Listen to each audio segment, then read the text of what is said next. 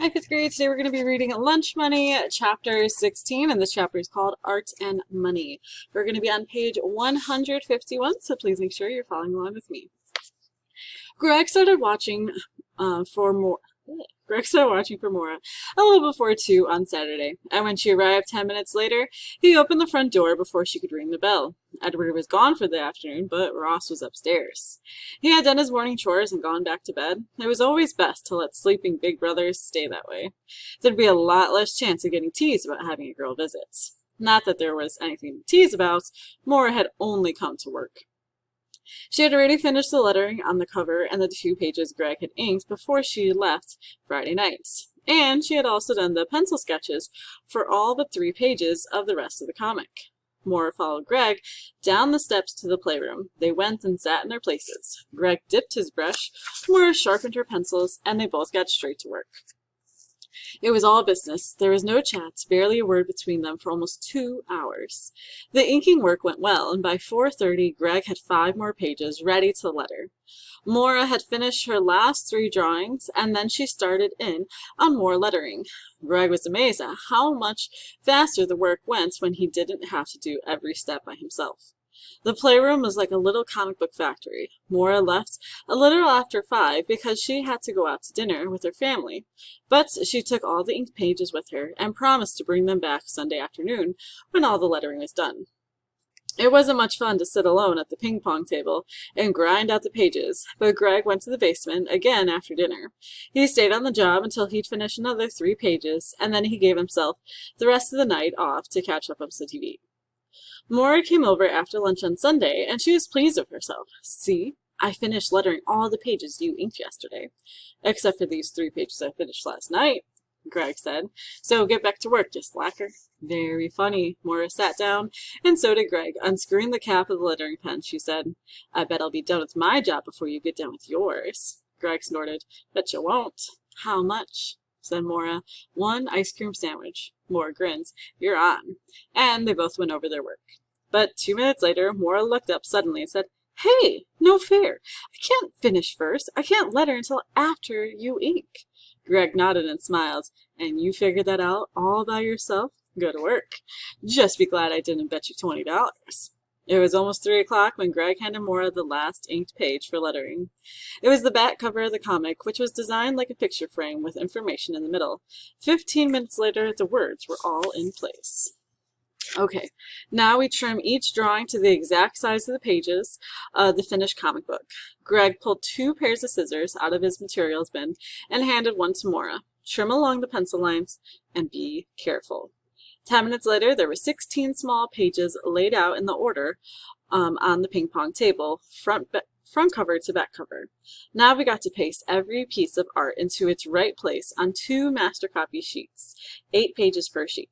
I just use a glue stick, and the pages that look upside down and out of order, that all changes when you fold the printed sheet at the ends. Mora nodded, her eyes bright as she took in each step of the process. When both master copy sheets were pasted up, Greg said, "Time for the copier, and bring your scissors." Mora followed him upstairs. Once again, Greg had hoped that both Ross and Edward would be absent. Only half his wish came true. Ross was sprawled on the family room couch, half asleep in front of the Clint Eastwood movie. A can of ginger ale and an empty bag of pretzels sat on the table in front of him. He opened one eye and saw Mora, then looked at Greg and winked. "Hey, little buddy, I see your lady friend is here." Greg felt the urge to lash out like he'd done with Eileen and Brittany at school on Friday morning. But this time, he didn't take the bait. He said, "We're just copying some artwork for a project we're doing, and it's going to make noises. We have to." Ross heaved himself up off the couch, shut off the TV, burped, mumbled, "Excuse me," in Mora's general direction, and was looking for a quieter place to waste another hour or 2. Greg said, "I got this paper that's good and bright, but it's not as thick as regular copy paper. Makes it easier to fold." After placing the first master sheet face down in the glass, he pushed print and then held up the copy for Mora to see. Pointing at a gray area, he said, "See that? I can change the settings and make that part darker. It ought to be solid black, except for that. It's a good copy." The machine beeped as Greg made the copy, and then he pushed the print button. Again, he held up the copy. "Look okay to you?" Mora nodded. "Good," said Greg. "Then let's print another 14. The machine began whirring away. He said, "This'll take a few minutes. Want something to eat or drink?" Maura shook her head, watching the pages come out of the printer, one by one. When the copies were done, Greg said, "This next part is tricky.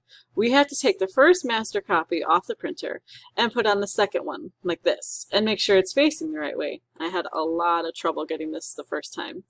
Greg picked up all 15 copies of the first master, turned them over so the blank side was up, and put them back into the paper tray of the copier. "Now we print the second master copy onto the flip side of those 15 sheets." Pushing the print button, he said, "First, you try a single to make sure it's all good." And he waited until the sheet came out. Maura looked over her shoulder at it. "Everything seem dark enough?" he asked. Maura said, "Yeah, it looks good." "Then watch this." Greg folded the paper in half lengthwise, then end to end, and then end to end once more, making all the creases sharp and clean. He took the stapler and punched it twice along the center fold of the pages. Maura looked like a kid watching a magician's best trick. Greg said, "Scissors, please," and Maura handed them to him. He couldn't resist waving the blades around like a magic wand. Now, the last step. With a skill and speed that came from having done it hundreds of times before, Greg trimmed off the top, front, and bottom edges. Then, holding it out to her, he said, "Here, the first copy of your first comic book." Maura took it from him as if it was a rare gem. She sat on the front edge of the desk chair. She stared at the cover, then opened the book and slowly read the first page. Completely absorbed, she looked at it, every image, drinking in the story, the pictures, everything. Greg might as well have been 10 miles away, and he was fine with that. He pushed the button and the copier began to print the remaining 14 sheets. And while the machine hummed and stuttered, Greg leaned against the back of the couch and watched Maura read. He couldn't remember any other time like this. He knew he had never just sat and looked at somebody else's face before, not for a full minute, then 2 minutes. And as he watched Maura's face, seeing what this meant to her, Greg tried to find a word for the feeling he was getting, because he was definitely getting something. It was fun, but he knew fun wasn't the right word. It was more than that. It's because this experience Maura was having, that he was watching, the fun part was knowing that he'd had a lot to do with it. After she snapped at him in the lunchroom on Friday, he could have just walked away, let her flop around with her pictures and her story, let her try to make something on her own. But he hadn't done that. What was happening to Maura at this very moment, it was like a gift, something he had given her on purpose. Maura finished and looked up at Greg's face. She gave a little laugh and said, "Sorry, I guess I zoned out. But it's really something, don't you think?" Then she smiled. And at that second, Greg felt like Maura's smile had to be worth at least $1 million. Embarrassed by his thoughts, Greg nodded and said, "Yeah, really something." He quickly folded, stapled, and trimmed a second copy of The Lost Unicorn. It was his turn to look through it. It truly was a great little comic.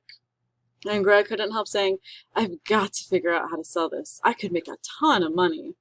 Maura narrowed her eyes. "Correction," she said. "You mean we.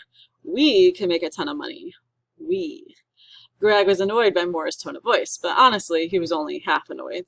He grinned and nodded. "Sorry, bad habit. We." Maura smiled and said, "That's better." As she continued looking through her comic book, Maura said, "But really, I don't care that much about the money." Greg looked at Maura like her brain had just plopped out onto the floor. "You don't care? About the money? Oh, sure, like I almost believe that." "Well, it's true." Maura lifted her chin and said, "But you probably wouldn't understand. I'm mostly an artist. I just want to make a great comic book." "And sell it," said Greg, "and make money." Maura sniffed. "The money comes way, way second, because if my art and my writing isn't good, people won't want the comic. And of course, no one would pay for it. So to me, the most important thing is that it's good." Greg nodded. "Right, so it'll make money." "No," insisted Maura, "so it'll be good. Because even if I never made any money, my comic book would still be good. And that's what I really care about." Greg thought a second and then said, "So you're saying that back when you made all those pot holders, you weren't trying to make money?" Maura tossed her head. "That was different." Greg smiled. "Oh, I see. Sometimes you want to make money, and sometimes you just want to make pot holders because they're so beautiful."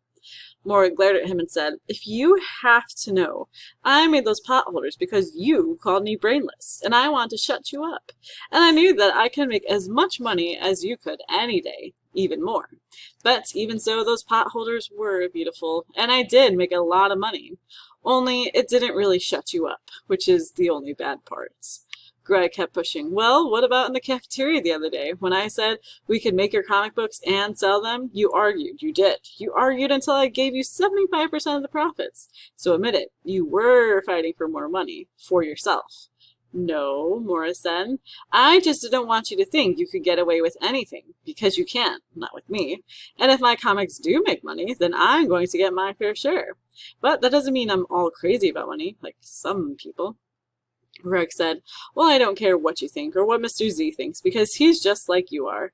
Everybody keeps acting like I shouldn't want to make money. Too bad. I'm gonna make money. Lots and lots of it. The more the better, and if you and everybody else want to pretend money's not important, that's fine, because that'll mean more for me. For the next 3 minutes, the two of them folded, trimmed, and stapled in silence. Then Greg reached over and picked up the small stack of comics Maura had finished. He flipped through them one at a time. This one's okay, and this one's okay. Uh-oh. Look, crooked cutting on this one, and bad stapling on this one, and bad folding. 3 out of 5 rejected. You need another lesson? Maura snapped. Give me those. She looked at the comics Greg had challenged. She said, what are you talking about? These 2 are okay, and I could pull out the staples and put some others in straight. Kids would still buy them. I'm sure they would. Greg shook his head. Doesn't matter. They're too sloppy. Chunky comics have to be perfect, or at least a lot better than these 3 are. Maura nodded contritely, and then she grinned and chortled. Ha ha, gotcha. What? Said Greg. You do care about whether your comics are good. Doesn't matter if kids would buy them anyway. They have to be good. That's what you just said. Yeah, so what? Said Greg.